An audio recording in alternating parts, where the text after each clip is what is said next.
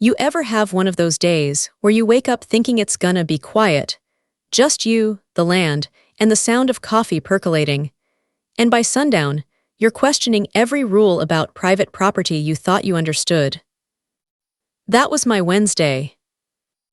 My ranch sits just outside town, a good 200 acres of rolling pasture, cedar trees, and fences older than most of the houses popping up down the hill. Folks call that place Maple Creek Estates. They've got fancy mailboxes, lawn rules, and a homeowners association that acts more like a private government. I've always kept my distance, figured city folks need rules to feel in control. Out here, I've got dirt and peace. That's all the control I need. But that morning, I spotted a line of bright orange flags cutting through my pasture like a neon snake. I rode out on the ATV to check it, thinking maybe the county left them by mistake. The closer I got, the more my stomach turned. The flags ran straight across the grazing line and toward my pond. Then I saw the trucks, big white ones with Maple Creek, HOA, Utility Division printed on the doors. I pulled up beside them, kicked the ATV into park and said, "Morning, you boys lost." The guy holding a clipboard barely looked up. "Pipeline work, we'll be out by next week." "Pipeline," I repeated. "You mean on my land?" He shrugged. "We got clearance, talk to your HOA." I let out a short laugh. "Buddy, I am my HOA, and you're trespassing." He didn't even blink, just waved to another guy who was unloading PVC pipes like it was a done deal. I spent the next half hour on the phone with the county, trying to figure out who approved this circus. They bounced me between 3 departments before saying, "You'll have to take that up with the homeowners association." So that's what I did. The HOA office was something else: polished floors, fresh paint, and a receptionist who looked like she'd been trained to smile at angry people for a living. Behind her sat a woman in a blue blazer, silver necklace, and the kind of confidence that comes from never being told no. Her nameplate read Karen L., HOA President. "Afternoon," I said. "Your crew's digging through my land." She smiled like she was rehearsing for a commercial. "Oh, you must be Mr. Walker. Yes, we're extending a water pipeline to serve the Maple Creek community. You should have received a notice." "I didn't," I said flatly. "Well, according to our records, your ranch falls within our extended service zone. It's all perfectly legal." I stepped closer to her desk. "I've lived on that land since before your subdivision had roads. My grandfather built that well himself. There's no service zone." She tilted her head. "Perhaps you should recheck your deed. The county shows a 50-foot easement. Our surveyor confirmed it." I stared at her, half expecting to wake up from a bad dream. "Lady, if there's an easement, it's news to me and to the county records I just checked." Her smile thinned. "We're simply modernizing the area, Mr. Walker. You'll benefit from it eventually." By losing my pasture, I shot back. That wiped the smile clean off her face. "If you have an issue, you're free to file a complaint, but the work will continue." I left before saying something I'd regret. The sun was setting when I drove back home, the orange flags now glowing like warning signs. My cattle were restless near the trenches those men had carved into the soil.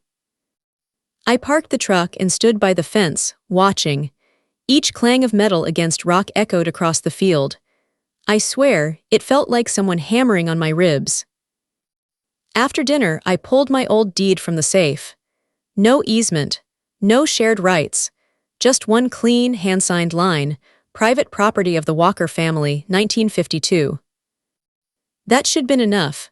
But when I checked the county's online map, a bright blue line marked Maple Creek HOA water pipeline proposed. And that line cut right through my pasture like it had always been there.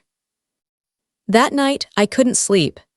The hum of their generator buzzed through the dark, and every flicker of light from those trucks reminded me someone thought they could rewrite history. The next morning, I drove out early. The crew was already there. Same guy, same clipboard. "Didn't I tell you yesterday this was private property?" I said. He shrugged again. "We've got our orders." That's when the black SUV rolled up. Out stepped Karen herself, heels crunching on the gravel like gunfire. She looked around, then smiled at me. "You again," she said. "I hope we can cooperate, Mr. Walker." "Cooperate," I said. "Lady, you're on my land." She didn't flinch. "And you're standing in the way of progress." I stared at her, the wind whipping dust between us. "You'll regret this," I told her. She smiled that same sharp, polished smile and said, "We'll see." I didn't know it then, but that woman had just started a war she couldn't finish. The next morning, the first sound I heard wasn't the rooster or the wind through the mesquite trees. It was the rumble of backhoes. By the time I got my boots on and walked out to the ridge, the crew had dug a trench straight through my north pasture. My soil, my fence posts. I could taste the dust in the air, thick and bitter like the feeling in my gut. I yelled over the engines, "Shut that thing down, you're trespassing." One of the workers looked up, squinting. "We've got a permit," he shouted back. A permit, that word stuck with me all day. By noon, I was in my truck heading to the county office. The place was one of those tan buildings with flickering fluorescent lights and a vending machine that hadn't worked since the Clinton years. Behind the counter sat a woman with glasses hanging from a chain around her neck. Her name tag read. She looked like she'd seen every zoning dispute in the county twice. "Afternoon, ma'am," I said. "Name, Tom Walker. I'm trying to find a construction permit for a water pipeline supposedly approved by the Maple Creek HOA. She typed something into her computer, slow and careful, like each keystroke might break it. Then she frowned. "Pipeline, you said?" "Through Walker Ranch," I said. "They're claiming county clearance." She scrolled a bit longer, muttered something under her breath, then turned the screen toward me. "Only permit we got filed under Maple Creek HOA is for decorative lighting at their entrance gate. No pipeline, no water extension, no nothing." I leaned closer. "You sure?" She nodded. "If it was approved, it'd be in the system, and trust me, it ain't." That's when the first jolt of satisfaction hit me. Karen and her little kingdom had built their empire on paperwork, and this time, they didn't have any. "Can I get a copy of that?" I asked. Smiled like she'd been waiting her whole week for a bit of drama. "Already printing it for you, honey." When I left that office, the fall air felt different, sharper, cleaner. I wasn't crazy. I wasn't overreacting. They really were breaking the law. That evening, I drove back to the site. The trench was deeper now, the pipe halfway buried. I parked my truck right across the dirt road and waited. When Karen's SUV pulled up, her window rolled down just enough for her perfume to drift out. "Mr. Walker," she said, "if you think blocking our workers will stop this project, you're mistaken." I held up the printed paper. "Funny thing, county's got no record of your permit, none, which means you're trespassing and breaking the law." She hesitated just a second, but enough for me to see her confidence slip. "That's impossible," she said finally. "Our documents are in order." "Show me," I said. She straightened in her seat. "I don't have to prove anything to you." "Then you'd better start packing up your pipeline," I said, "before I make this official." Her jaw tightened. "You wouldn't dare." "Oh, I'd dare," I said quietly. She drove off, tires spinning dust into the sunset. For the first time in days, I felt like I had the upper hand. I called the sheriff's department, explained what was happening, and faxed them's printout. They said they'd look into it. That's small-town code for "we'll get around to it next week." By morning, the crew was still there, working faster now, like they knew time was running out. That's when I started filming. Every trench, every truck, every flag, all of it on video. When one of the workers saw me recording, he waved me off. "Hey man, we're just doing what we're told." "Then you'd better tell your boss she's about to be on the evening news," I said. That's when Karen showed up again, this time with a clipboard and a man in a county jacket beside her. My heart sank for a moment, thinking she'd pulled the strings to make it official after all. But when I got closer, I saw the man's face. It was Deputy, a rancher's son who'd gone into county inspections. "Morning, Tom," he said. "Got a complaint about unauthorized excavation." Karen froze. Unauthorized. He looked at her, then at the trench. "Ma'am, unless you've got a stamped permit on file, this is illegal construction on private property." Karen opened her folder, pages flipping, hands shaking slightly, but there was no permit, just a survey map with the HOA logo at the bottom. "Turn to me. Tom, I'm shutting this down until we get clarification from the county board." I nodded, trying not to smile. Karen looked ready to explode. "This isn't over," she snapped. I tipped my hat, didn't figure it was. The backhoes went quiet. The crew packed up. The flags fluttered in the wind like little orange surrender signs. But deep down, I knew she wouldn't let it go. That woman didn't know the meaning of back off. And I was right, because the next morning, I found out she filed an emergency hearing to seize the land temporarily for public utility access. That's when I realized this wasn't just about a pipeline, it was about control. You'd think after being caught red-handed, Karen and her crew would lay low for a while. But no, 3 days later, I got a certified letter stamped emergency zoning hearing, attendance required. I opened it at the kitchen table while my dog, Rusty, stared like he could sense trouble. Inside was a single paragraph written in that smug HOA language that makes your blood pressure spike. It said the association was requesting temporary utility access through my ranch to complete essential community infrastructure. They were basically trying to legalize the crime after getting caught. The hearing was set for Friday morning at the county courthouse. I put on my clean jeans, a pressed shirt, and the boots my dad wore the day he signed the ranch over to me. If this was going to turn into a fight, I wanted to look like I belonged in that room because I did. The courthouse was packed. Folks from Maple Creek filled one side, whispering like a choir of disapproval. On the other side sat a handful of ranchers I knew from feed stores and Sunday auctions. They nodded at me, quiet support in their eyes. At the front sat the zoning board, 5 people who looked like they'd rather be anywhere else. But there, right in the center, was Karen. Perfect hair, bright blazer, confidence turned up to 11. She had a stack of folders and a smirk that said she already thought she'd won. When the chairman called the case, Karen launched into her speech. "Maple Creek Estates represents over 120 homeowners," she said sweetly. "Our water supply improvements are designed to ensure sustainability for the entire community, including adjacent landowners such as Mr. Walker." Adjacent, that word hit me like a slap. I stood up when it was my turn. Name, Tom Walker. My family's owned Walker Ranch for over 70 years. We run cattle, raise hay, and mind our own business. I'm not part of this HOA, never agreed to be, and I sure didn't sign off on anyone digging through my property. Karen smiled like a teacher humoring a difficult student. "Mr. Walker, perhaps you're unaware of the shared utility corridor approved in 2010. I leaned forward on the table. "There is no utility corridor. I checked every deed back to 1952. You forged your survey, plain and simple." The board members shifted uncomfortably. One of them asked, "Mrs., do you have the permit copies?"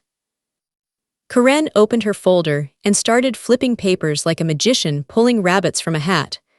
Only problem was, she didn't have any rabbits, just color printouts and unsigned forms.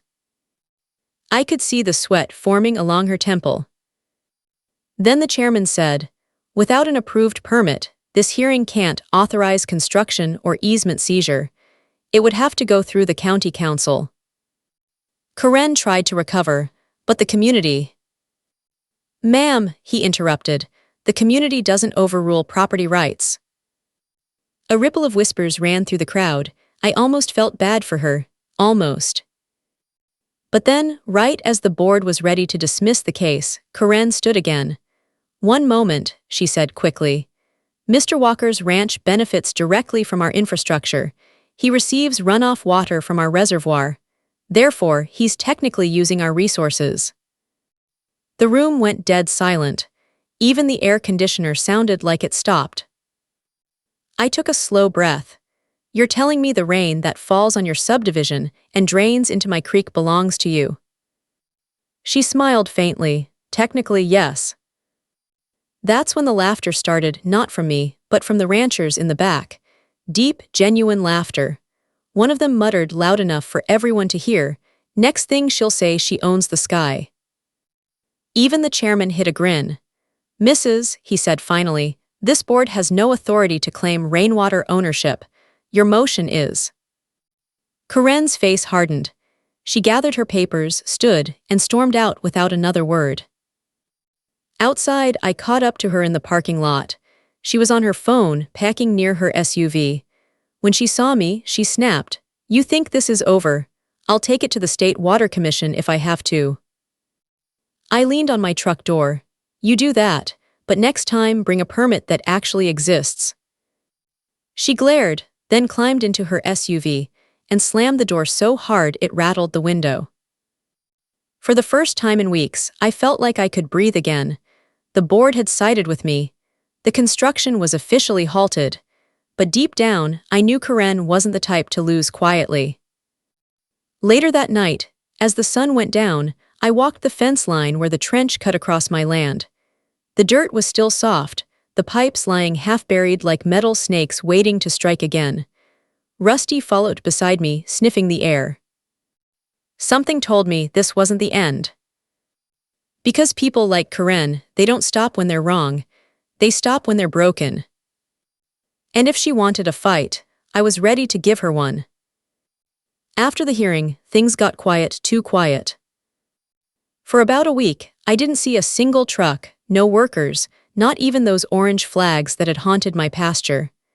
I fixed the fence, covered the trenches, and thought maybe, just maybe, Corinne had finally learned what private property means. But I should known better. One Thursday night, around midnight, Rusty started barking like he'd seen a ghost. I grabbed my flashlight and stepped out onto the porch. The air was still, heavy with that kind of silence that makes you suspicious. Then I heard it, the metallic clank of tools hitting pipe. I pointed my light toward the ridge. There they were, 3 trucks, headlights off, digging under the moon. I jumped into my old Ford and drove up fast, kicking gravel behind me. When I got close enough, I saw them laying pipe again, right through the trench I'd filled. I got out, slammed the door and shouted, "Hey, you boys got a death wish." One of them froze, shovel in hand. "We were told to resume work," he said nervously. "By who?" I asked. A familiar voice cut through the dark. "By me." Corinne stepped out from behind one of the trucks, her blazer replaced with a heavy coat, flashlight in hand. She looked at me like she'd been waiting for this confrontation. "I told you this project wasn't over," she said. "Lady, it's midnight, you're trespassing, again." She smirked. "Actually, we're not. The HOA purchased a temporary access lease from the neighboring lot. The pipe runs parallel to your fence line now, perfectly legal." I took a step closer. "Except that trench cuts through my drainage field, and you damn well know it." She shrugged. "Not my problem." Something in me snapped right then. She was taunting me, daring me to do something about it. I pulled out my phone and started recording. "Smile for the camera, Corinne. Trespassing looks good on you." Her smirk faded. "You wouldn't post that." "Oh, I would," I said, "and I'll tag every county official who ignored me last month." She motioned for the workers to stop. "Pack it up," she said through clenched teeth. "We'll resume tomorrow." They left, but not before I caught the way she looked at the ground, like she was already imagining that pipeline running under my soil again. The next morning, I called my lawyer, old friend of my dad's named Bill. Half retired, half grumpy, and the kind of man who still used to flip phone.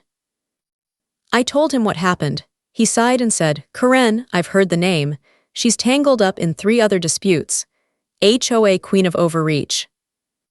So what can we do? I asked.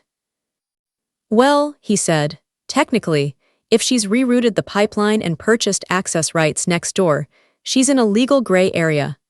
But if that line interferes with your natural drainage, she's still in violation. Translation, I asked. Start documenting everything. Every hole, every trench, every night truck, and don't confront her alone anymore. People like that, they only back down when they're embarrassed in public. That got me thinking. Karen's whole empire ran on appearances. The newsletters, the HOA meetings, the fundraisers, she needed people to believe she was in control. What she couldn't handle was being exposed. So I set a plan in motion. That weekend, I invited a few local ranchers and a reporter from the county paper to my property. I didn't tell them much, just said they might want to see something interesting. Sure enough, at 7:45 a.m., the same trucks rolled in again. The workers started unloading pipe while Karen stood by her SUV, barking orders. The reporter whispered, "That's the HOA president, right?" "Yep," I said, "and she's about to give you a front-page story." I walked straight toward Karen. "Morning," I said loudly, "back at it, huh?" She looked startled when she saw the group behind me. "This is a lawful project," she said quickly. "We have every right to complete it." The reporter raised her camera. "Mind if I quote you on that?" Karen froze. "Excuse me." Click, the shutter went off twice. The workers stopped what they were doing, staring between us. I grinned. "You might want to check with your lawyer before you keep digging. Wouldn't want another headline about HOA corruption." Her jaw tightened, but she waved the crew off again. "We'll continue later," she muttered. They left faster than before, and this time, the silence that followed wasn't peaceful. It was the kind of quiet that comes right before a storm. That night, I stood by the fence again, watching the moon rise over my fields. I knew she wasn't done. People like her never stop after being embarrassed. And sure enough, 2 days later, I got an anonymous note in my mailbox. No signature, just a single line typed in all caps. "You can't own the water forever." That's when it hit me, this wasn't just about land anymore. She was coming for my well. By the time Friday rolled around, I'd gone from being a quiet rancher to a man with a mission. The HOA thought I'd just bark a little and back off, like every other homeowner they'd bullied. But I wasn't part of their manicured community. I was the man who'd lived on that land long before they built their cookie-cutter houses across my fence line. And now, I was ready to show them what that meant. The first move was simple. I needed proof that the HOA had built that pipeline illegally. Not assumptions, not anger, proof. So I drove down to the county records office, a squat brick building that smelled like dust and printer toner. The clerk behind the counter was a young guy, maybe 22, wearing a Vote for Change button and sipping iced coffee. "Morning," I said, setting my hat on the counter. "I need copies of all permits filed for water line construction in the Red Creek subdivision last 6 months. He typed for a bit, squinting at the screen. I see sewer permits, road maintenance, but nothing for a water line extension." "You sure?" I asked, keeping my voice steady. He nodded. "If they didn't submit it here, they don't have a permit." That sentence right there lit the fuse. I thanked him, got my copies, and drove home with the windows down, the wind whipping through my truck cab. The anger I'd been holding in since they cut into my soil was finally turning into purpose. When I got back, the sun was dipping low over the fields. The pipeline crew had wrapped up for the day, but I could still see the fresh weld seams and exposed metal snaking across my property. I walked the line, counting each marker stake, until I reached the pump station, a small steel shed they'd bolted down near my pond. That's where they'd tied into the water source. My water source. And suddenly, everything clicked. They hadn't just stolen land, they'd stolen water. That night, I couldn't sleep. Every creak of the ranch house felt like a reminder. I sat at the kitchen table with old plats, maps, and deeds spread out in front of me like a war table. And there it was, buried in an old folder from my father's estate, a 1947 water rights certificate. It stated, in plain black ink, that the well and surface water of Red Creek were wholly owned by the ranch parcel, and that any diversion required written consent from the owner. The HOA had no idea what they'd just walked into. The next morning, I loaded my truck with a few tools, my chain locks, and a bright orange private property, "Trespassers will be prosecuted" sign. Then I headed to the pump station. It was quiet except for the hum of machinery. I walked straight up, shut off the main valve, and locked the control box with my padlock. The pump gave one last sputter before dying down. The silence that followed, beautiful.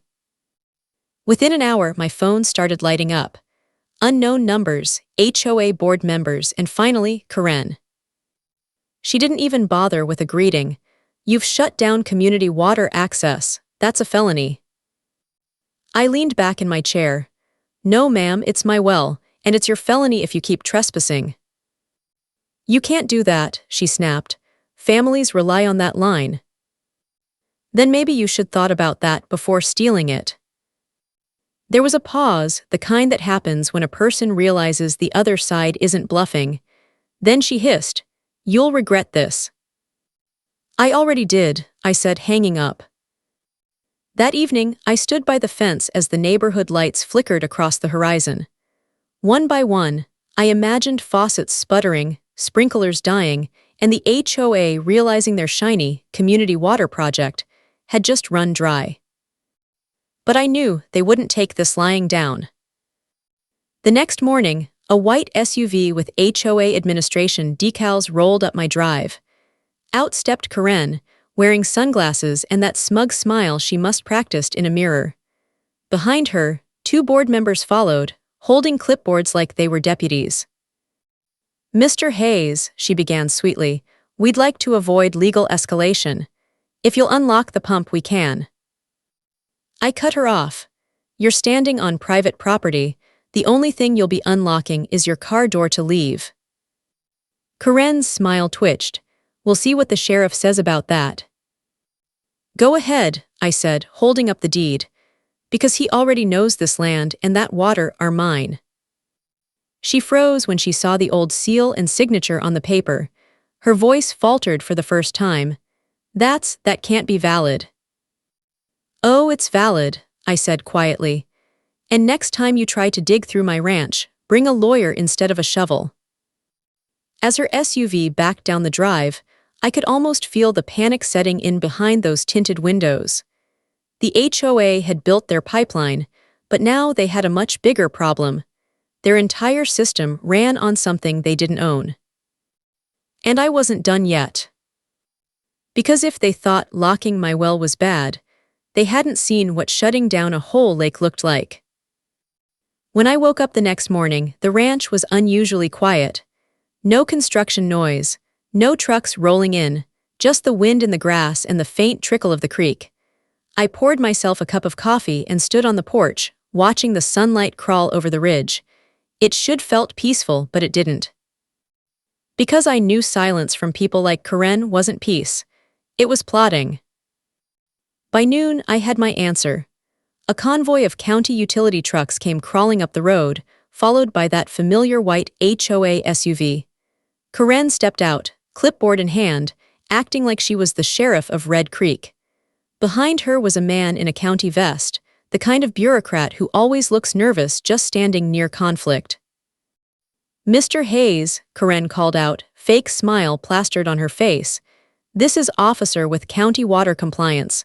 We're here to conduct an inspection.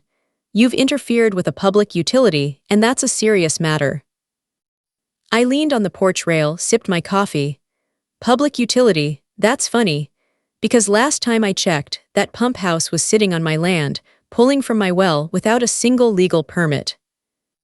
The county man cleared his throat. Sir, if that's true, we'll need to see documentation." "Happy to oblige," I said, and disappeared inside. When I came back, I had the folder, yellowed papers, signatures older than any of them, and handed it right over. Water rights, 1947. Transferred legally to my father, then to me. Any use of that water without my written consent is trespassing under state law. The officer read for a long moment. His brow furrowed, then his face fell a little. "Ma'am," he said finally, turning to Karen, "it looks like he's right. This well isn't part of the municipal grid." Karen's voice cracked, but she tried to recover. "That can't be. We submitted our expansion forms. We have plans approvals." "Do you have permits?" I interrupted. She hesitated. "They're pending." I couldn't help but grin. "Then I guess your public utility just ran dry." The officer sighed, rubbing his temples. "I'll have to report this. The county can't authorize water service through unpermitted lines." He handed my papers back, nodded respectfully, and walked to his truck. Karen stayed frozen for a second, her jaw tight, then spun toward me. "You think you've won, don't you?" "No," I said. "I think I've reminded you what private property means." Her SUV peeled out, kicking up dust, and for the first time in weeks I actually felt a little relief. But deep down, I knew she wouldn't quit there. People like Karen never stop, they just change tactics. Sure enough, 2 days later, I saw what she'd done. When I drove past the subdivision on my way to town, I noticed new pipes being laid across the far side, near the creek that fed into my lake. They were trying to bypass my property, tapping into the lake's natural inflow instead of my well. Smart idea if you ignored one detail. I owned that lake too. It had been part of the deed since my grandfather's time, back when the HOA land was still scrub and pasture. That lake was fed by a spring that bubbled up right under my barn. I knew every inch of it, and I also knew how to shut it off. That night, I got to work. I took my ATV out behind the barn where the water control valve sat, buried under brush and stone. The moon was full, lighting up the fields in silver. It felt like I was sneaking behind enemy lines. I knelt down, cleared the dirt, and found the old iron lever. It hadn't been touched in decades, but it still moved with a groan when I leaned my weight on it. Slowly, deliberately, I turned it until I felt the pressure change under my boots, the quiet rumble of the earth shifting as the flow reduced. Upstream, the water slowed to a crawl. Downstream, toward the subdivision, the creek went still.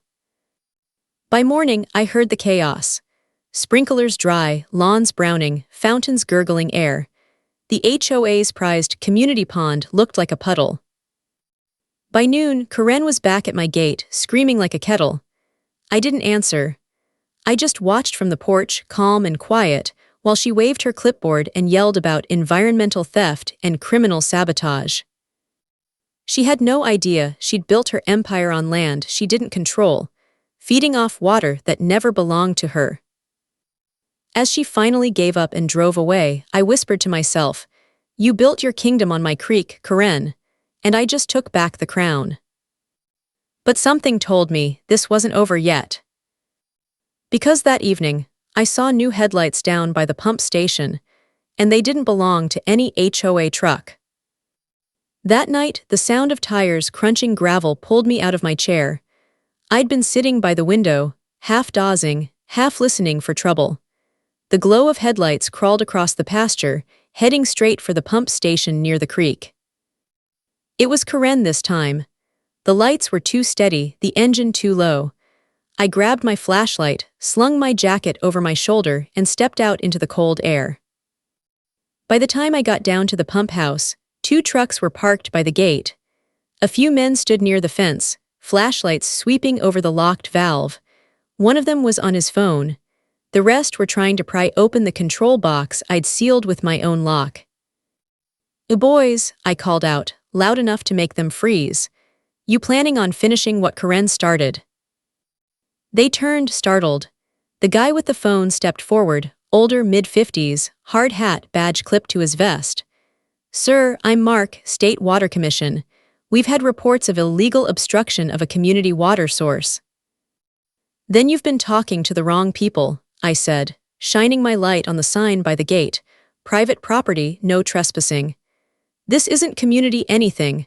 That pipeline's a backyard project run by the HOA, built without permits and fed by my well. He frowned. The HOA filed documentation saying they were expanding the local service grid under county authorization. I smiled. Did they show you the approval signature? He hesitated. They said it was pending. There it is again, I muttered. Pending, that word's been doing a lot of heavy lifting lately. I pulled the same yellowed documents from my jacket pocket, the ones I'd been carrying like a sidearm ever since this started. Here, the original deed and water rights certification from 1947, signed by the state. My family owns that well, that creek, and that lake. The HOA's been siphoning water illegally for months. Took the papers, scanned them carefully with his flashlight. His expression shifted from doubt to discomfort. These look legitimate. If this checks out, their construction's a major violation. It checks out, I said flatly. You're standing on stolen water. One of the other men swore under his breath. Another kicked at the dirt, finally exhaled. We'll need to shut the entire line down until this is reviewed. That's already been done, I said. You're welcome. Gave a faint nod. You might just saved us a lawsuit. He turned to his crew. Pack it up. Within minutes, their trucks were rumbling away, tail lights fatting down the road. I watched them go, the silence settling heavy around me again. But just when I thought the night was over, a familiar car rolled up behind them. White SUV, high beams on. A Karen. She stormed out, phone still in hand, heels crunching over the gravel. Do you have any idea what you've done? She shouted. You can't just cut off a neighborhood's water, there are families. I held up a hand. Save it. The state already confirmed it. You built a pipeline on private land. You stole from my well. You don't own the water, she barked. You can't own nature. I gave a dry laugh. Tell that to the law, or better yet, tell it to the signature from the 1940s with your county seal on it. Her face twisted, all that boardroom confidence draining away. You'll regret this, she hissed. You've made enemies. Lady, I said, stepping closer, you built your empire on my ranch and expected me to thank you for it. The only thing I regret is not stopping you sooner.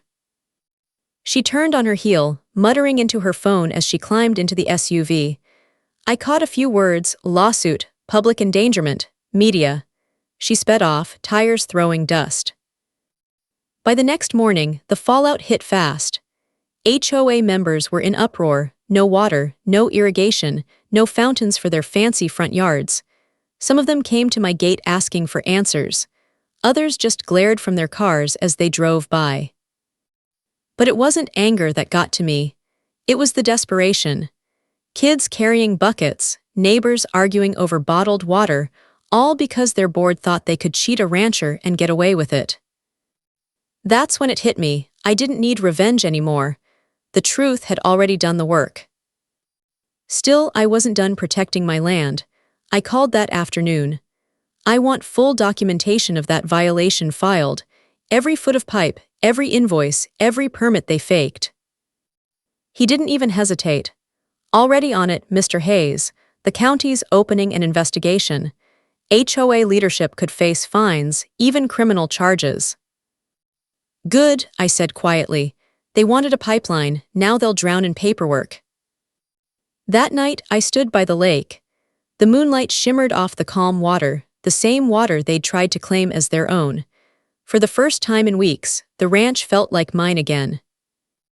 But as I turned to head back toward the house, I noticed something strange: faint blue lights across the ridge, and the echo of an engine. Someone was back, and this time it wasn't the HOA or the county. It was the sheriff. The sheriff's cruiser pulled up slow, headlights dimming as it rolled to a stop near the gate.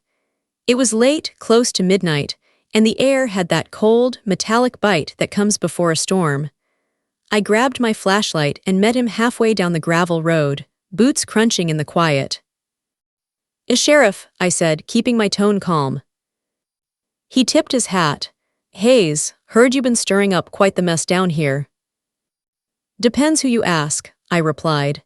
If you ask the HOA, I'm apparently a domestic terrorist. If you ask the county, I'm the guy who saved M a lawsuit. That earned me a small grin. Well, I've got reports of property disputes, stolen water, and a very upset HOA president claiming you're holding her subdivision hostage.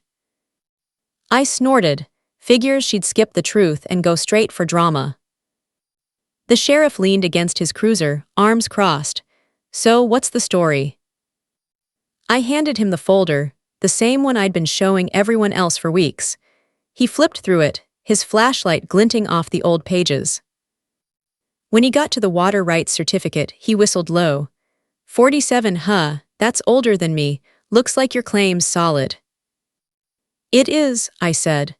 They didn't just dig on my land, they stole from my well-laid pipe without a single permit, and lied to the county about it.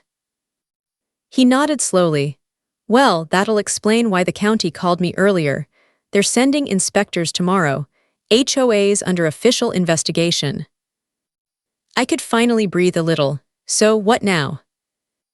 He closed the folder, handed it back. Now, you keep that gate locked, Hayes. Don't touch the line, don't talk to M. Let the state handle it.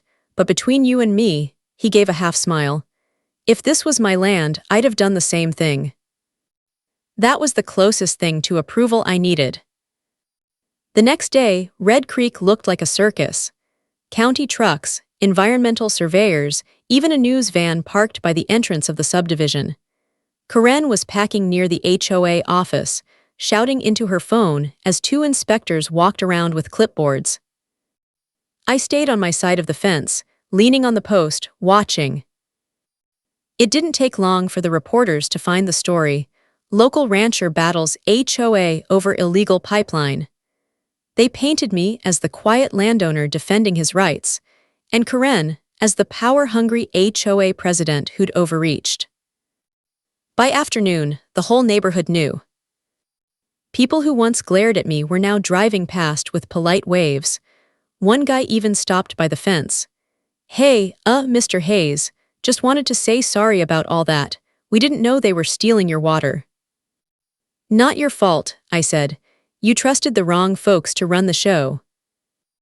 Word spread fast. By evening, the HOA board called an emergency meeting. From my porch, I could hear the shouting through the cool night air, residents demanding refunds, answers, resignations. And somewhere in the middle of it all, Karen's voice cracked under the pressure. A few days later, the sheriff came back, this time smiling. Thought you'd like to know counties filed charges. Fraud, trespass, unauthorized construction. Karen's stepping down from the HOA. I raised an eyebrow. Stepping down or getting dragged out? He chuckled, a little of both. When he left, I walked down to the pump station one last time. The metal casing gleamed under the sun. Quiet now, no hum, no vibration, just stillness. I ran a hand over the padlock, then looked out toward the ridge at the subdivision that had once tried to swallow my ranch whole. Funny thing was, I didn't feel angry anymore. I felt something closer to peace. Because in the end, I didn't win by fighting them. I won by standing my ground, literally. By not letting a bunch of boardroom bullies rewrite a law older than all of us. A week later, a letter arrived from the county clerk. Inside was a new document, updated registration confirming my water rights, stamped and sealed for the next 50 years. Right below it was a notice. All unauthorized utility construction within the Red Creek subdivision has been dismantled. The pipeline was gone. The land was whole again. That evening, I saddled up my horse and rode down to the creek.